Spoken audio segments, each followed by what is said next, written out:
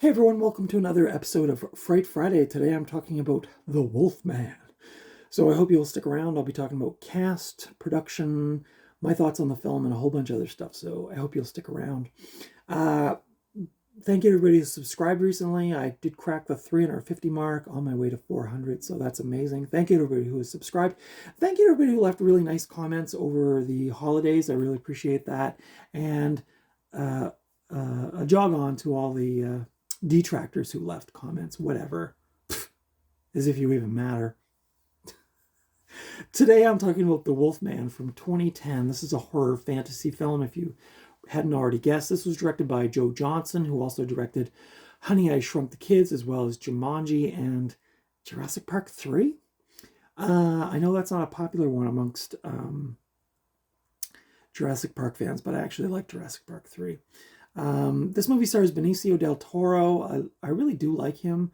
He was in Sin City as the guy who smoked, and then he had the throat laceration. He was also more recently in Star Wars The Last Jedi, where he played a kind of mercenary guy, like a spy. This also stars Anthony Hopkins. Do I really need to go there? Silence of the Lambs, among dozens of other amazing movies. Emily Blunt, who was in A Quiet Place 1 and 2, and of course the mysterious Hugo Weaving, who's hiding in the background there, of course, was Lord Elrond in the Lord of the Rings and Hobbit trilogies, as well as the baddie in The Matrix. You probably remember him with the sunglasses. So the synopsis for this movie is, though absent from his ancestral home of Blackmoor for many years, Lawrence Talbot, played by Anthony Hopkins, returns to find his brother missing. He learns that a creature has links to an ancient curse turning people into werewolves when the moon is full. To save the village and protect Gwen, which is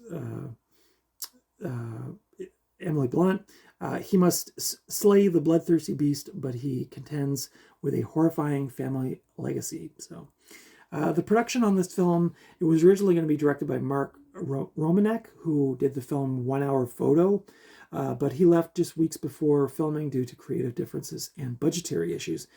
I love 1 Hour Photo. That's a movie I should review. If you've never seen 1 Hour Photo with Robin Williams, do yourself a favor and go watch that movie. But anyway, that director, Mark Romanek, I think it's pronounced, was originally going to be the director. Would have been maybe a different movie, I'm not sure. Joe Johnston was hired 4 weeks before principal photography under the impression that he could shoot the film in 80 days as Universal intended. However, reshoots, extended production inflated the budget and delayed the film's release several times. The film underwent numerous alternative versions during post-production. Danny Elfman was briefly replaced by Paul Haslinger as the film's composer. However, the studio reverted to Elfman's previously completed score a month before the film's release after finding Haslinger's electronic-based score unsuitable. I'm kind of curious. I wouldn't mind hearing that version. The film was also a box office bomb, grossing $142.6 million against a budget of $150 million. Despite the film's failure, Rick Baker and makeup effects supervisor Dave Elsley won the Academy Award for Best Makeup at the 83rd Academy Awards for their work. Shooting of The Wolfman took place between the 3rd and 23rd of June 2008 in Britain. Rick Baker, amazing makeup effects person, created the makeup for The Wolfman. When he heard Universal was remaking the film, he eagerly pursued it. Because he was a huge, huge fan of the original Universal Wolfman and Frankenstein movies, and which inspired him to become a makeup artist himself. This was a funny, this is alleged, I don't know if this is true or not, but I read that he acknowledged transforming Benicio del Toro was not difficult because he was a very hairy man. So I don't know if that's true or not, but I could kind of see that. But I thought that was an interesting fact that I read. This was cool too, for those of you who like underground music, and I'm one of those people. The dark ambient musician Lustmord actually contributed some sounds for the score. which I thought was really cool. If you've never heard Lustmord, go check him out. I don't know all of his catalog, but I've heard some stuff. It's very creepy ambient. It's spelled Lustmord. He put an album out probably about, I want to say 7 or 8 years ago. It's like a 5-song album, and I thought it was about the universe or something, or planets or something, and it was really, really spooky. But I thought that was really cool to learn that he had done some sound effects for this movie. Regarding a remake, on December 12th of 2023, just a few weeks ago, it was confirmed that Leigh Whannell is directing a remake, and that Christopher Abbott was cast as a main character, allegedly replacing Ryan Gosling, who will remain as an executive producer on this new film that's coming out. The film is scheduled to be released in October 25th of 2024, so we'll see where that goes. Honestly, I don't know how many times you can remake The Wolfman. I saw the original last year for the first time. I thought it was okay. The makeup was amazing. The movie was, I don't know. But apparently they're making another one, so Leigh Whannell directing, so we'll see where that goes. This film currently holds a 33% on Rotten Tomatoes. Critics praise the special effects, but didn't really think the movie they felt the movie was devoid of any real scares. Peter Travers of Rolling Stone assigned the film 1.5 out of 4 stars, concluding that, quote, "The Wolfman bites, but not, I think, in the way the filmmakers intended." So, Mr. Travers went right for it, apparently. Like I said, this was I haven't seen this since it originally came out on DVD back in, I don't know, 2008, I guess it was. I said, I remember not liking it when I first saw it. Upon rewatch, not bad. I would say this would be kind of a cool double bill with Tim Burton's Sleepy Hollow, maybe, like around the Halloween season. It does have some cool atmosphere to it. Some of the special effects are quite cool that Rick Baker did. I could see where it falls short a little bit for some folks. It doesn't have the scare like, more recent horror movies.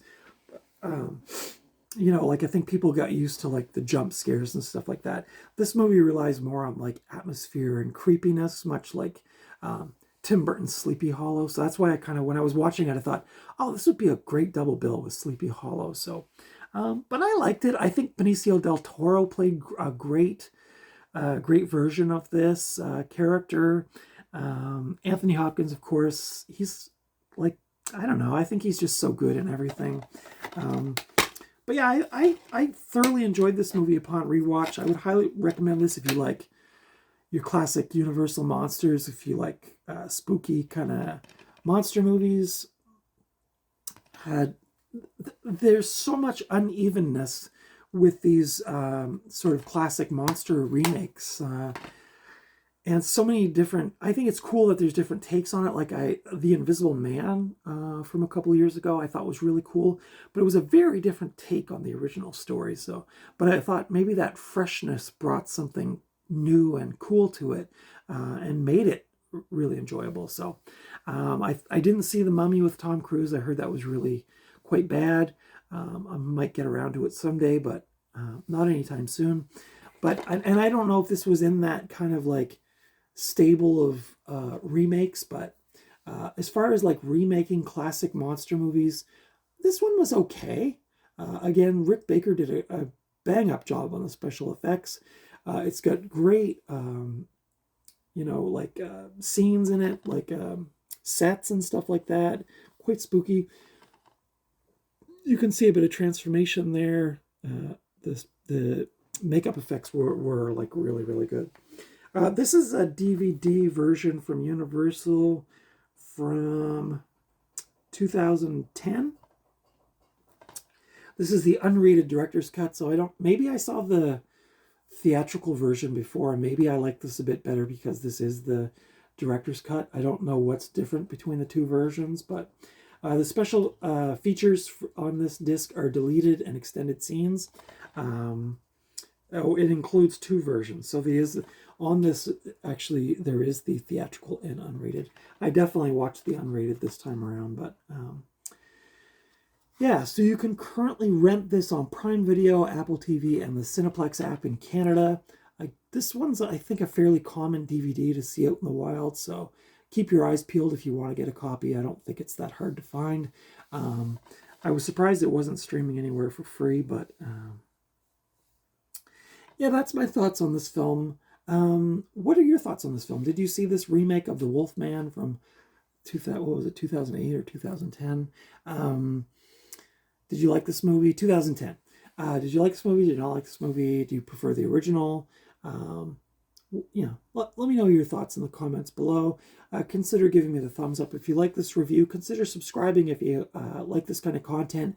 Every Tuesday is Cult Movie Tuesday, and every Friday is Fright Friday, where I talk about a horror movie. So if you like that kind of thing, be sure to subscribe, and you will get updates on the newest videos.